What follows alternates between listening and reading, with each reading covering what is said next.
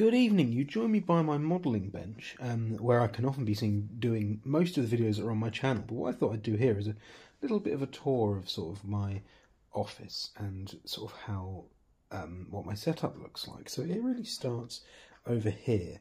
I have this unit which is notionally sort of quite covered in stuff, but this plastic drawers contain a lot of my modelling stuff. So this is sort of modelling tools, soldering iron, glue gun, that sort of thing. And then sort of you go further down to sort of modelling supplies, so sort of the lichen that I got from the mystery box, Metcalfe offcuts, things like that live in there. Most of my modelling is done on this part of my desk in front of this cabinet of Russian die-cast cars, but this is sort of a quite similar view to what you may be used to on this channel with my desk power supply in the corner. And if I zoom out a bit, I've got my gaming computer, which is sort of my other passion, I suppose. And then we come down here to sort of my first layout. Now what I'll do is I'll turn my main light on in this room, which will ruin the ambience a little bit, I suppose, but it will help sort of show what my layouts are like, which I suppose is sort of more important for this video.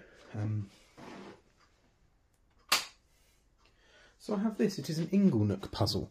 You can just about see sort of some of the more, sort of the bigger details of it. So I have my head shunt up this end, with the route which is ostensibly off to the main line there, and then the three sidings.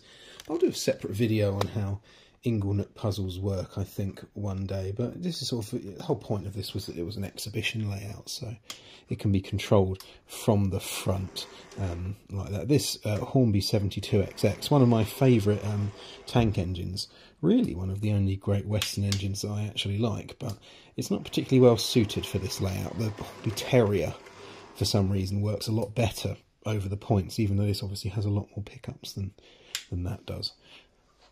That is sort of poised between my locomotive storage solution, which is these two sets of drawers from Argos, where I used to work. You will have seen one of these if you watch my sort of collection video from a year ago.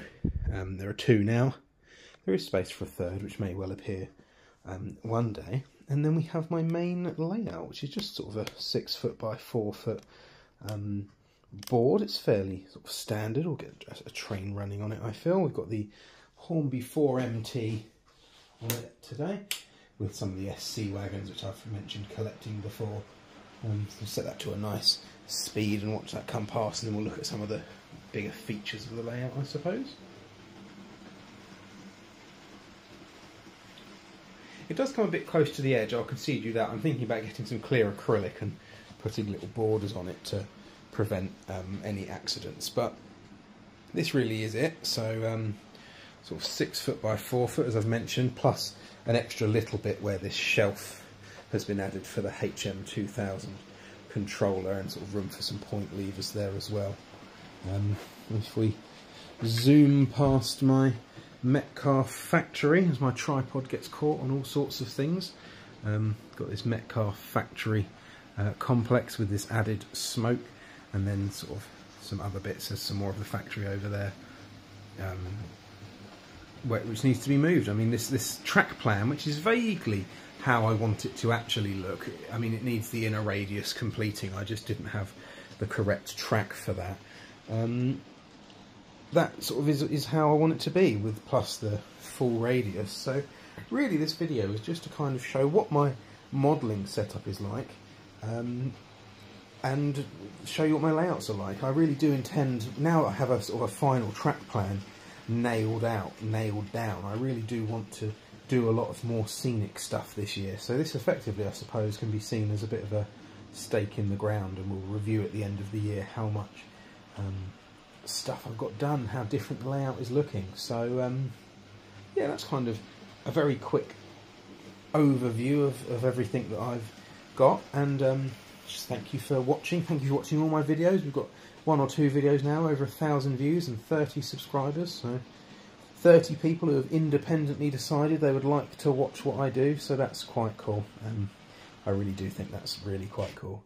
Oh, look, it's the loco is stalled on one of the dodgy bits of track. going again. Has it, or have we witnessed an on-camera serious failure?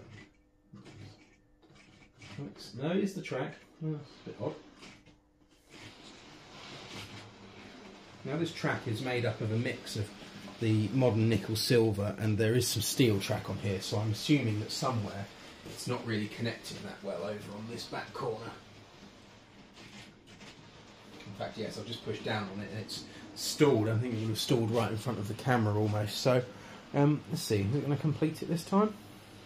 It has. It must be a dodgy connection. I really do think, although the steel track is usable now, for performance reasons, when I complete the layout, when I sort of got everything pinned down, I really am going to want to use all new track. So yeah, this is what my layout's like. Let's store it again. Right, let's just turn that off.